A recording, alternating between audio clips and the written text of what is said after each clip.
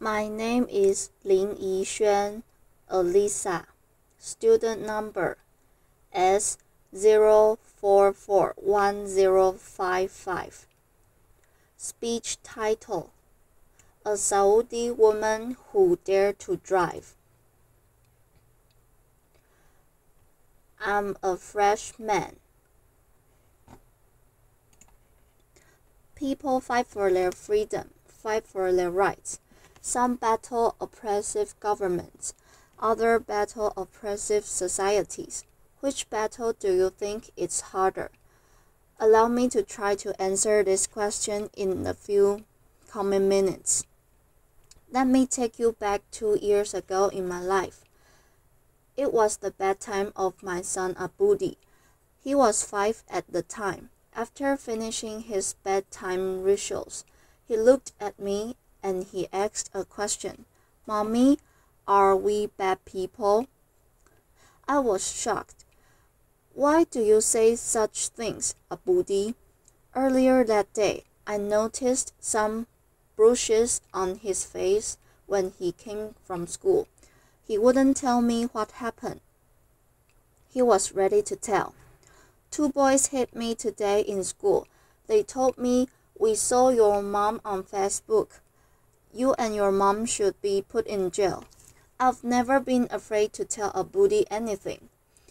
I've been always a proud woman of my achievements, but those questioning eyes of my son were my moment of truth, when it all came together. You see, I'm a Saudi woman who had been put in jail for driving a car in a country where women are not supposed to drive cars.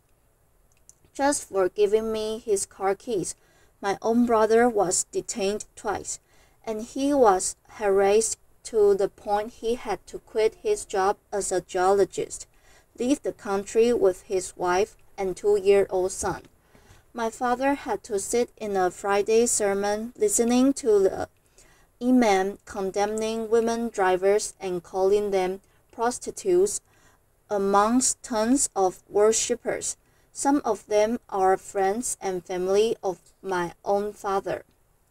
I was faced with an organized defamation campaign in the local media combined with false rumors shared in family gatherings, in the streets and in schools. It all hit me.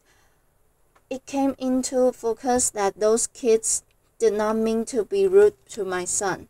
They were just influenced by the adults around them, and it wasn't about me. And it wasn't a punishment for taking the wheel and driving a few miles. It was a punishment for daring to challenge the society's rules. But my story goes beyond this moment of truth of mine. Allow me to give you a briefing about my story.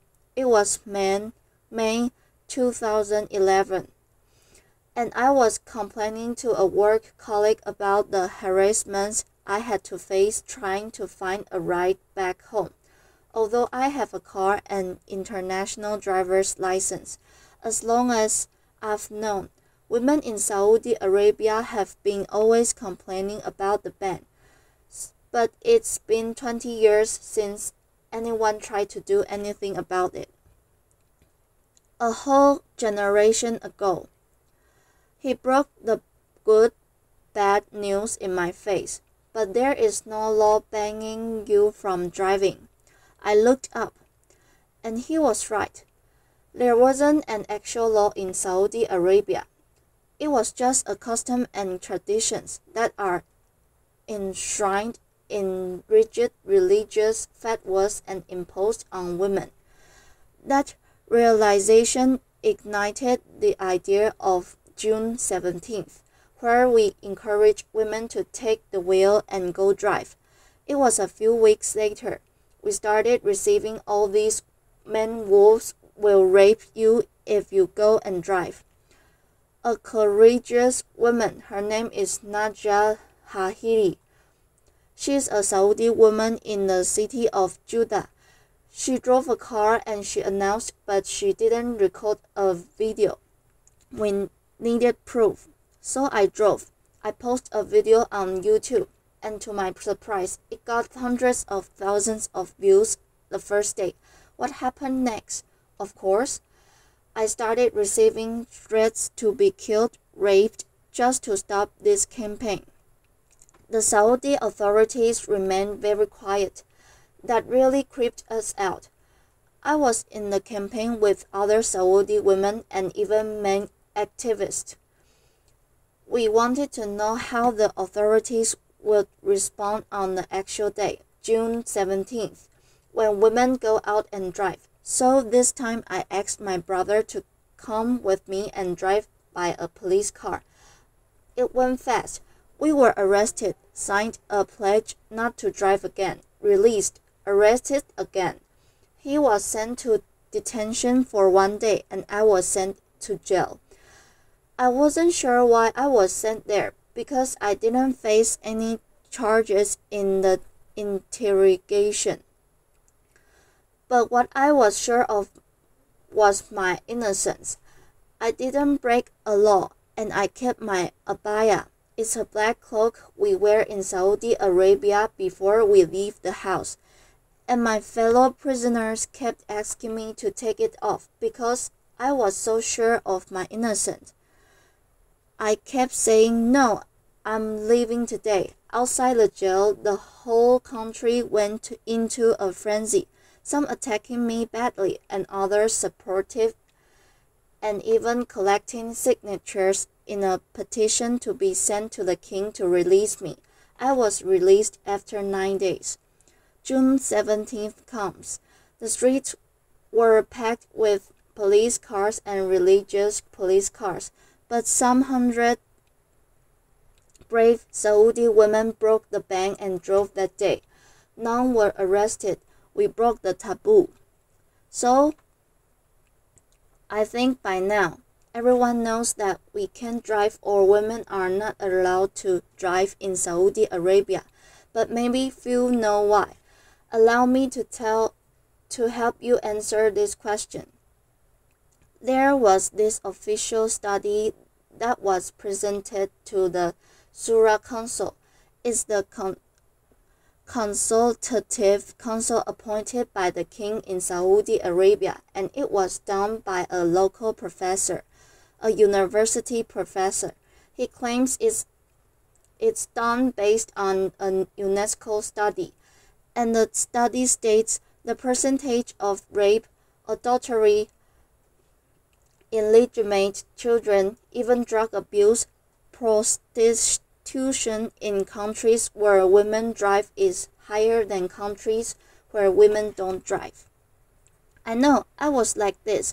I was shocked. I was like, we are the last country in the world where women don't drive. So if you look at the map of the world, that only leaves 2 countries. Saudi Arabia and other society is the rest of the world. We started a hashtag on Twitter marking the study, and it made headlines around the world. And only then we realized it's so empowering to mock your oppressor. It strips it away of its strongest weapon, fear. This system is based on ultra-conservative traditions and customs that deal with women as if they are inferior and they need a guardian to protect them. So they need to take permission from this guardian, whether verbal or written, all their lives. We are minors until the day we die, and it becomes worse when it's enshrined in religious fatwas based on wrong interpretation of the Sharia law or the religious law. What's worse, when they become codified as laws in the system, and when women themselves believe in their inferiority, and they even fight those who try to question these rules. So for me, it wasn't only about these attacks I had to face.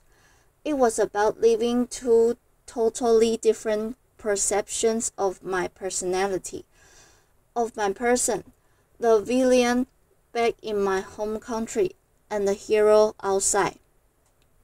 Just to tell you, 2 stories happened in the last 2 years. One of them is when I was in jail. I'm pretty sure when I was in jail, everyone saw titles in the international media, something like this during these 9 days. I was in jail. But in my home country, it was a totally different picture. It was more like this.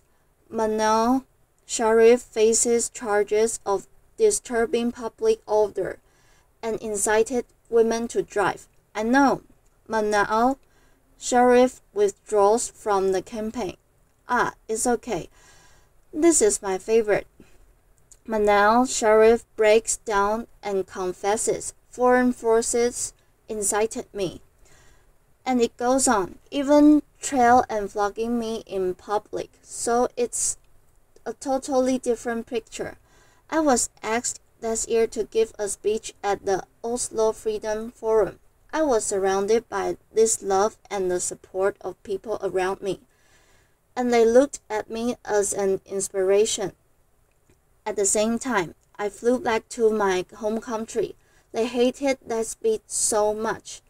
The way they called it a betrayal to the Saudi country and the Saudi people, and they even started a hashtag called Oslo Traitor on Twitter.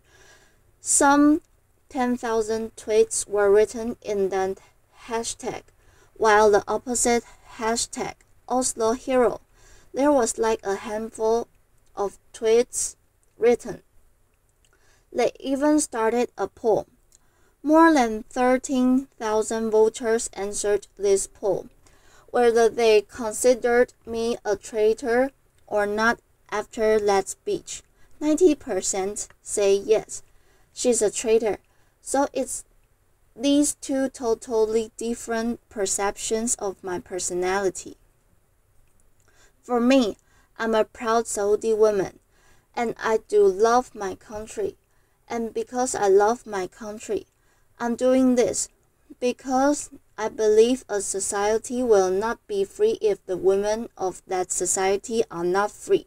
Thank you, thank you, thank you, thank you, thank you, thank you. But you learn lessons from these things that happen to you. I learned to be always there. The first thing I got out of jail, of course, after I took a shower, I went online. I opened my Twitter account and my Facebook page. And I've been always very respectful to those people who are opining to me. I will listen to what they say, and I will never defend myself with words only. I would use actions. When they said I should withdraw from the campaign, I filed the first lawsuit against the General Directorate of Traffic Police for not issuing me a driver's license. There are a lot of people also very big support, like those 3,000 people who signed the petition to release me.